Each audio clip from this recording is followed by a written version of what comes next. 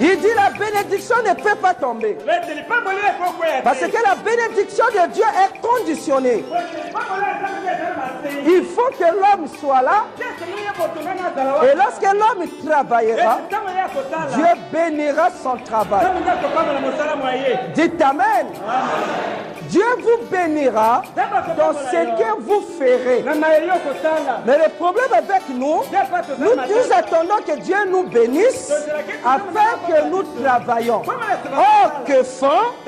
Pour avoir la bénédiction, vous devez commencer dans le désert, là où il y a...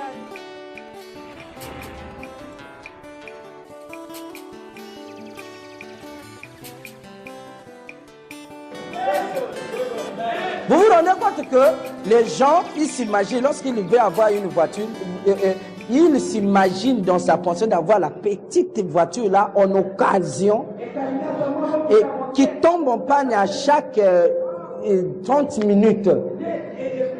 Si j'ai au moins quelque chose, comment? Et les autres, les jolies voitures, là, appartiennent à qui? Mais d'autres frères, c'est le signe même de la mondanité. Hein? À Johannesburg, j'ai dit à un frère, j'ai dit, que Dieu te bénisse, qu'il te remplisse, afin que tu aies même un Boeing.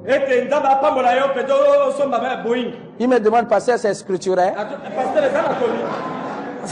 Vous vous rendez compte qu'au point où on trouve que c'est le péché, donc ça lui effraie. Est-ce que c'est scripturaire? Dites Amen. Mais où est-ce qu'on a interdit ça dans la Bible?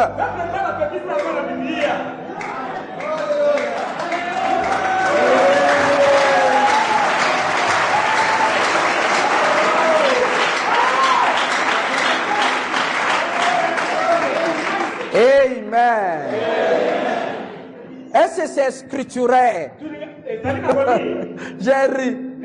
J'ai dit ici, il y a du boulot. Hein? Il y a une pierre ici, il faut mettre les dynamiques pour faire exploser ça. C'est grave.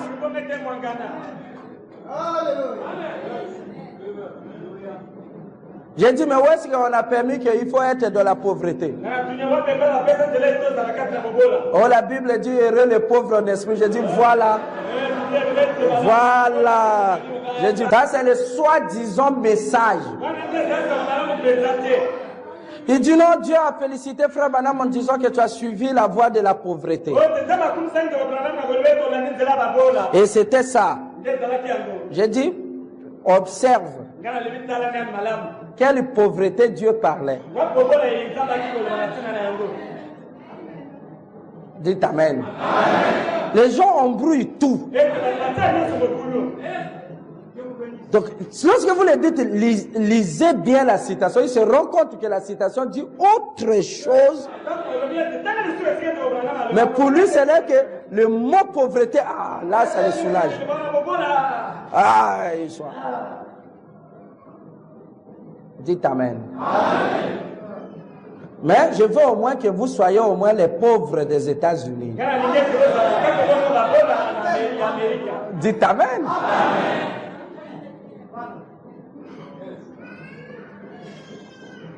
Pour les autres, avoir une voiture, c'est une nécessité.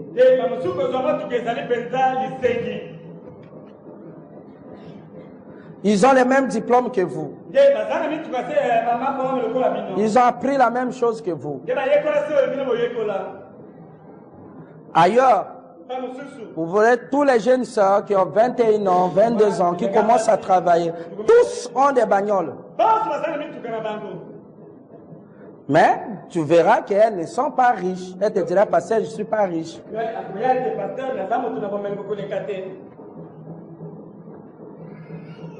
Je crois que nous pouvons vivre ça ici. Dites Amen. Parce que ce n'est pas tombé du ciel, Dieu est descendu, il a donné ça. C'est parce que nous sommes paresseux. Nous sommes paresseux.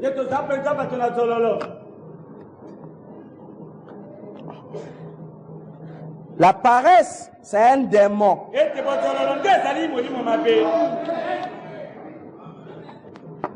La paresse est un démon.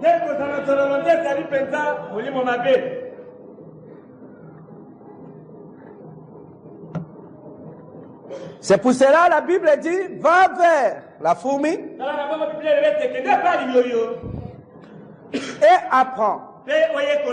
Mais lorsque Dieu a créé l'homme dans les origines, où il avait créé les cieux et la terre, mais dans Genèse 2, il n'y avait pas encore des arbres qui avaient poussé. Alors que Dieu avait tout fait dans le domaine de l'esprit. Mais dans le domaine naturel, et la terre était encore désertique. Le désert symbolise la mort, là où il n'y a pas de vie, la pauvreté. Alors que dans l'esprit, il y avait déjà de l'abondance. Des arbres qui portaient leurs semences et qui devaient se reproduire selon leur espèce. Mais dans le domaine naturel, il n'y avait encore rien. Alléluia. Ça, c'est avant le péché. Il y avait le manquement. Rien ne poussait. Alors que les semences étaient là, rien ne marchait. Tout ne marchait pas. Il n'y avait rien. Un vide, un désert. Là où il n'y a pas de vie. Là où il n'y a rien. Là où il règne que la 17. Là où il n'y a que la pauvreté. Mais pourquoi? La Bible dit, parce que l'Éternel Dieu n'avait pas encore enseigné. Mais Dieu ce matin vient pour enseigner.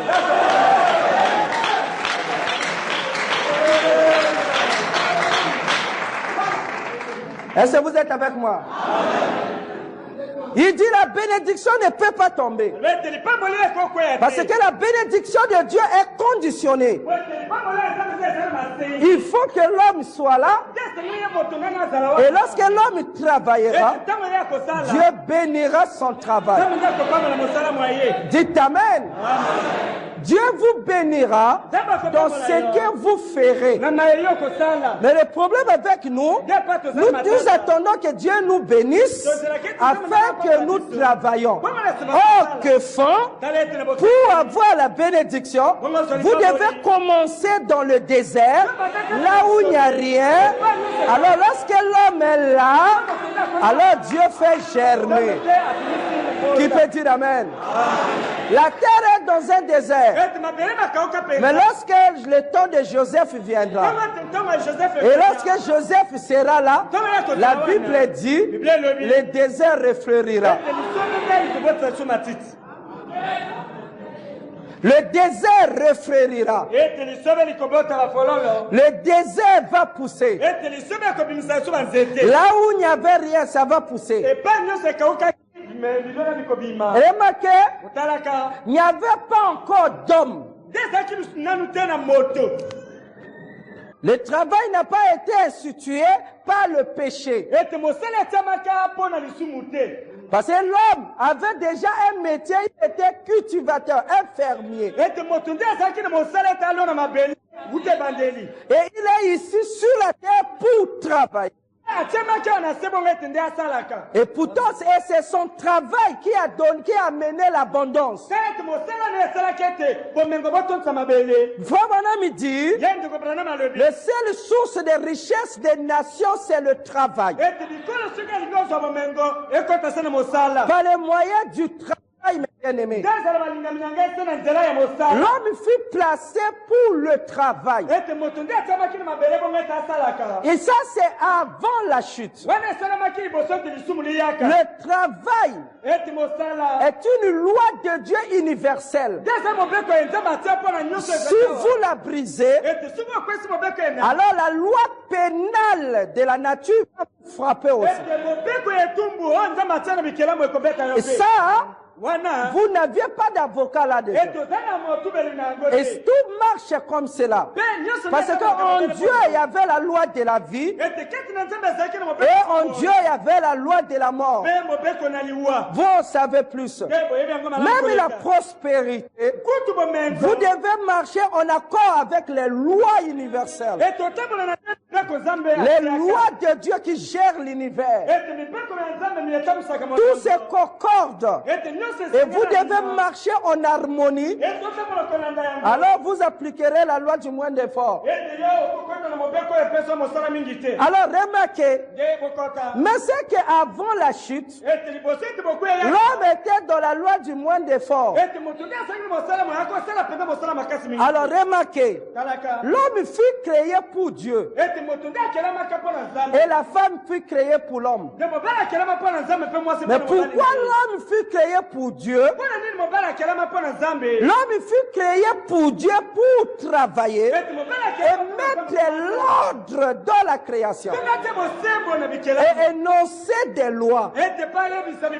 Dites Amen. Parce qu'il avait autorité, mais une autorité de juridiction. Et il avait une autorité de loi. Le travail est obligatoire. Dites Amen. Dites Amen. Dites Amen. Si vous ne travaillez pas, vous serez malade. Dites Amen. Parce que même notre vie ne supporte pas que quelqu'un ne fasse rien. Si l'homme est tellement ramolli, c'est parce que nous avons eu des voitures, des histoires, et tout. Nous avons appliqué la loi du moins d'effort dans le péché. Voyez-vous, nous sommes en train de créer un jardin d'Éden dans le péché. Nous n'arrivons pas à harmoniser toutes les lois de la nature. Mais écoutez ceci, mes bien-aimés. Le travail. Vous ne pouvez pas battre ce que je pose maintenant là. Il n'y a aucune doctrine au monde qui peut bousculer ça. Parce que c'est ainsi dit le Seigneur.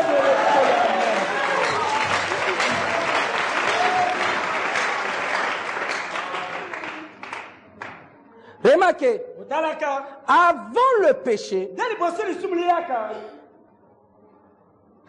il y avait le travail. Le travail pour harmoniser, pour contrôler et superviser. Il dit, et toi, ôte-toi de là, pose là-bas. Et l'histoire est ceci, pose ici. L'histoire est ici. Dieu avait donné à l'homme un instrument lui permettant de faire son boulot. Et cela devait marcher selon cet instrument-là. Et vous saviez que cet instrument, c'était la parole. Quelle parole? Les lois. Et croyez-vous? Le travail est obligatoire. C'est très important. Est obligatoire. Remarquez, le travail avant et après la chute. Après la chute, le problème est celui-ci. Que lorsque tu vas travailler, tu recevras de l'opposition. La loi pénale viendra pour tout détruire. Et le diable utilise ça. Mais toi, il y a des choses que Dieu t'a données. Un, l'endurance, qui peut dire Amen. De la patience, avec un caractère, tu continues en croyant que j'ai la victoire. Ensuite, tu arriveras. C'est pour cela beaucoup, ils sont devenus paresseux. Pourquoi?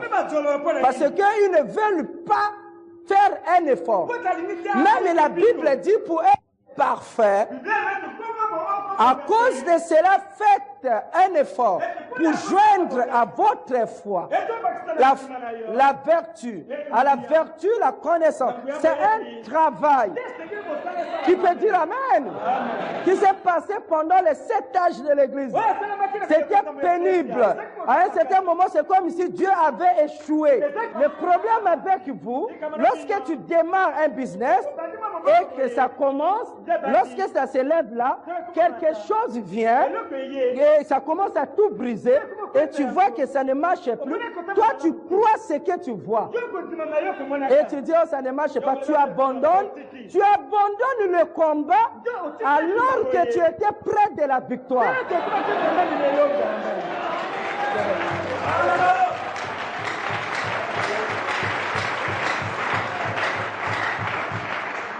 Avant la chute, le travail se faisait dans l'harmonie et la coopération avec les lois de la nature. Mais après la chute, le travail devient un combat de survie. C'est avec la sueur. Le soleil est en train de frapper. C'est un combat. Or, la loi de Dieu dit que dans la guerre, c'est l'union qui fait la force. Qui peut dire Amen? Dans la guerre, l'union fait la force. Le problème avec toi, c'est que tu avais affronté la pauvreté, les souffrances de la vie, tu veux le faire seul. Or qu'il faut dans la guerre, le salut est dans le grand nombre. C'est la Bible qui dit ça. C'est la raison pour laquelle nous n'avons jamais vu une fourmi isolée.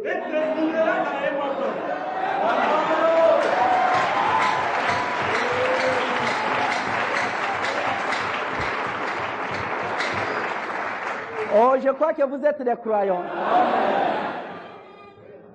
Je n'ai jamais vu les fourmis isolées.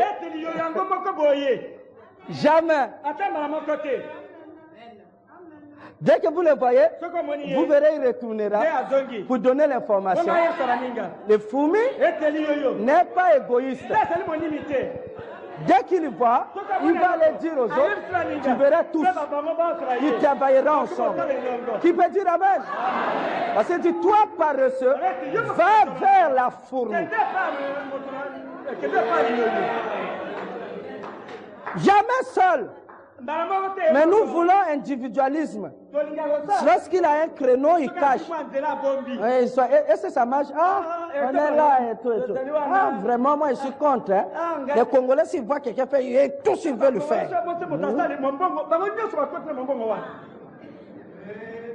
C'est pour cela que votre grand-père avait des feuilles qui pouvaient guérir la cécité.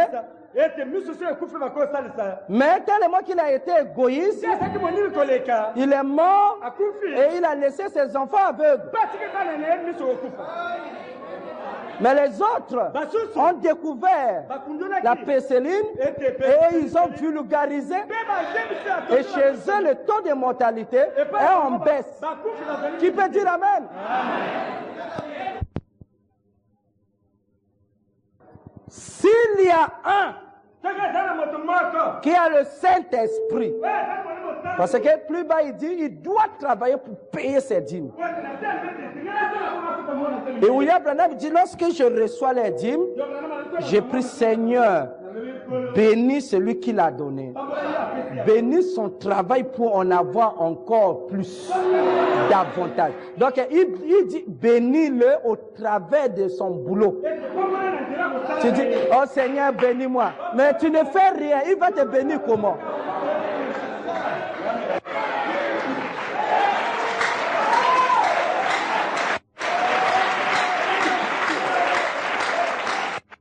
Ça, c'est une fois par pentecôtiste. Parce que Dieu bénit au travers du travail. Comme il n'y avait pas encore un homme pour travailler le sol, aucun arbre n'était descendu. La bénédiction n'était pas arrivée. Parce que la bénédiction de Dieu descend au travers de votre boulot. Travaillez et vous verrez Dieu vous bénira.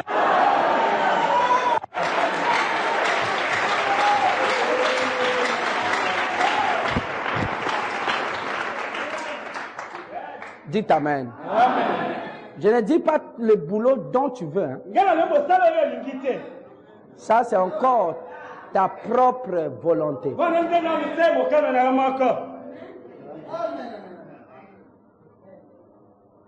J'ai parlé à un neveu. Il est venu me voir, il dit non, je ne fais rien et tout. Si vous pouvez m'aider, que je puisse faire quelque chose. J'ai dit, ah, mais c'est bien. Mais le problème est que, il dit non, mais si vous ne pouvez pas me donner l'argent, trouve-moi au moins du boulot. J'ai dit, mais effectivement ça. Moi, j'ai une école. Si tu peux enseigner les deuxième année en BTS. Il dit, oh, tu sais que même le collège, je n'ai pas terminé. J'ai dit, voilà, la tête est vide. Mais tu vas faire quel boulot avec la tête vide? Dites Amen.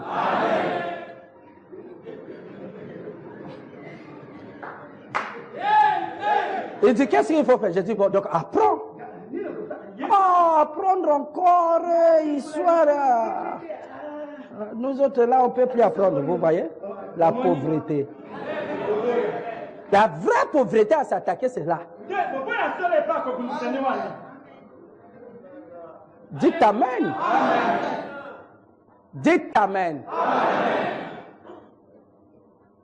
C'est un paresseux. C'est pas qu'il n'est pas idiot, mais il est paresseux. Il ne veut plus faire d'efforts. Il y a beaucoup qui ont fui l'école, c'est pas parce qu'ils n'étaient pas intelligents, mais parce qu'ils n'aiment pas faire un effort. Beaucoup ici ont appris les langues. Ils ont fui parce qu'à un certain moment, il a essayé, il voit que ça n'entre pas facilement. Lui, il veut un jardin d'Éden. Alors que nous sommes après la chute. Là où il faut forcer. Il a taillé. Alléluia. Voilà, ça vous rattrape. Je lui ai dit, alors qu'est-ce que tu peux faire alors? J'ai dit, c'est une bonne chose que tu puisses vouloir travailler. Il dit, non, mais moi je ne sais pas, bon, qu'est-ce que tu penses que je fais? J'ai dit, non. Moi, tous les matins ici, je vois les petits nous prendre de l'argent ici. Il dit, pain chaud, Bambi sali papa. J'ai dit, bon, tu peux cumuler les deux. Entre les deux, qu'est-ce que tu peux faire? Parce que les jeunes là, ils ont le même âge. Il dit, oncle, moi je vais aller faire ça. Oh, non. Je préfère rester comme ça. Regarde, un fou. Dites Amen. Avant de partir, il dit, tu peux m'avoir 150 là. Il dit, tout juste faire ma chaussure coûte 150. Comme tu ne veux pas, je te donne rien. Ça, c'est la fourmi. Celui qui n'a pas travaillé ne mange pas.